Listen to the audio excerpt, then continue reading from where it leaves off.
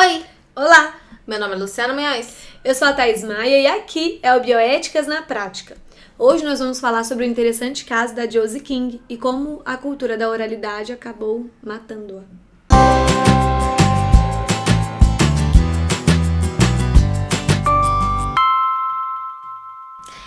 Esse foi uma questão que repercutiu nos Estados Unidos como um todo e também repercute até hoje no Brasil. Sim. E tem muito a ver com a cultura da oralidade e com segurança do paciente.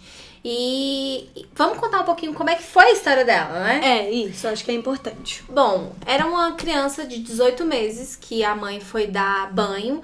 E lá nos Estados Unidos tem muito essa cultura, né? De você encher a banheira. Apesar que eu acho que toda criança de 18 meses acaba tomando banho na banheirinha, né? Você falou dos Estados Unidos, mas eu também tomava, que eu me lembro, e eu lembro de eu ver meu irmão também tomando banho na banheirinha. Na banheirinha. E aí a mãe foi lá e colocou a água bem quente, fervendo na banheirinha. E o que ela pensou foi, eu vou colocar água fria e vai temperar a água, eu vou dar banho na minha bebê. Ela sempre fazia isso, né? Ela colocava primeiro a água muito quente, depois a água fria, pra ficar uma água morninha ali e pronto. Na temperatura adequada. Isso. Só que na hora que ela colocou a água quente, tocou o telefone. E ela já tinha outros 3 filhos. Então ela ficou um pouco preocupada, que podia ser alguma coisa da escola. Isso. Ela foi atender o telefone e pediu pra Josie ficar brincando ali no chão com o brinquedinho dela. E quando ela tava no telefone, ela ouviu um grito estridente da filha. E foi porque o brinquedinho dela caiu dentro da banheira. E ela foi pegar esse brinquedinho. Então ela caiu na água fervendo e acabou queimando todo o corpo dela. Claro que correndo a mãe levou ela pro hospital. E ali ela já foi internada na UTI, né? Sedada, né? Ela entrou com cerca de 60% do corpo dela queimado, né? Com queimaduras de 1º e 2º grau. Isso. E aí ela já foi internada na UTI infantil. E claro que era uma questão, assim, grave, mas a perspectiva é que em 2 semanas, o prognóstico era, em 2 semanas você deve sair daqui com a sua filha e vai ficar tudo bem. Erros acontecem, né? Essas situações, universo, né, com criança, acho que quem convive com criança sabe que... E eu tô falando assim, eu não convivo muito com criança, mas eu sei de pessoas que comentam isso, né? Que 1 segundo que você deixa de olhar, acontecem 1 milhão de coisas, né? Isso. E, enfim, daí a Josie seguiu o tratamento, ficou na UTI, e ela foi evoluindo, né? E aí administraram uma bolsa de narcóticos, né? Pra controle da dor dela, né? Isso, era um tratamento, né? Isso, era um tratamento em que estavam dando narcóticos pra ela. Isso. E a regra era que ela não podia tomar nenhum tipo de líquido.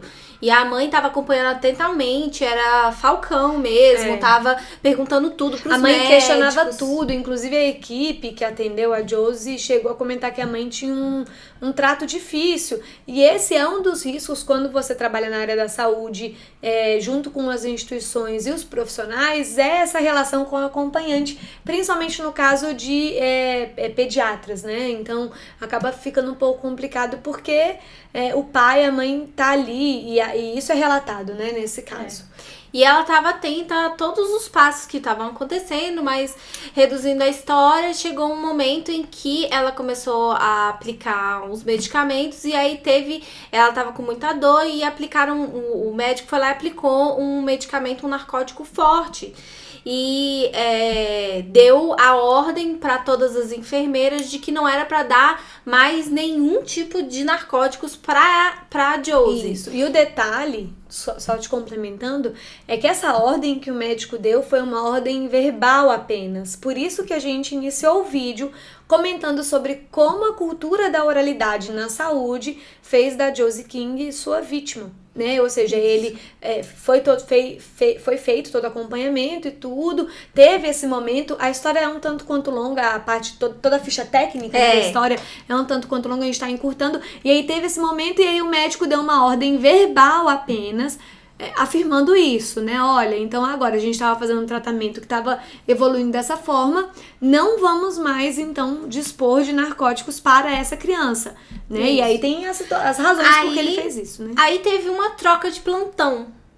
Aí que vem um dos grandes perigos e que acontece muito na cultura da oralidade, teve uma troca de plantão e a nova enfermeira que chegou não foi informada a ela sobre isso. E aí, quando ela foi aplicar o narcótico, a metadona, porque na Josie... isso vinha acontecendo, Isso. né?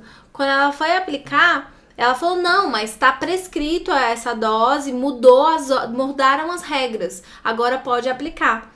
E na hora que ela aplicou, já teve uma parada cardíaca na Josie, a gente tá falando de uma bebê de 18 meses, teve uma parada cardíaca e aí ela já ficou em coma induzido e foi declarada ali a morte cerebral dela. Pouquíssimo tempo depois, né? Pouquíssimo tempo depois. Inclusive, tem até a parte que ela leva, então, os filhos pra se despedirem. A mãe da Josie leva os outros filhos. Os irmãos, né, pra se despedirem da Josie.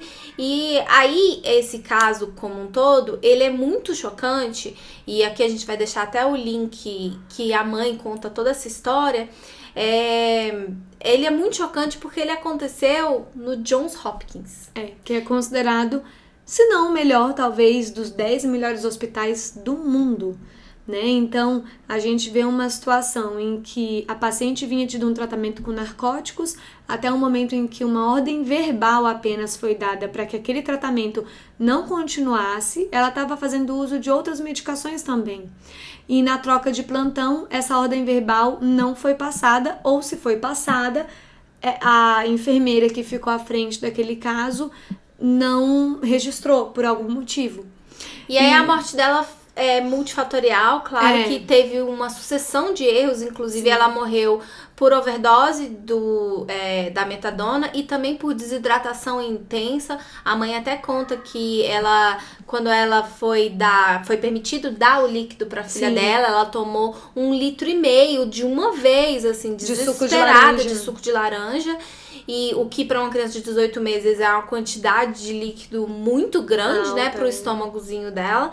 Então, assim, teve uma sucessão de erros, mas um ponto fulcral, assim, que pode se olhar, claro que hoje em dia é olhando tudo que aconteceu muito de trás pra frente, né, então você julgar profissionais de saúde de trás pra frente é muito mais simples do que quando tudo está acontecendo.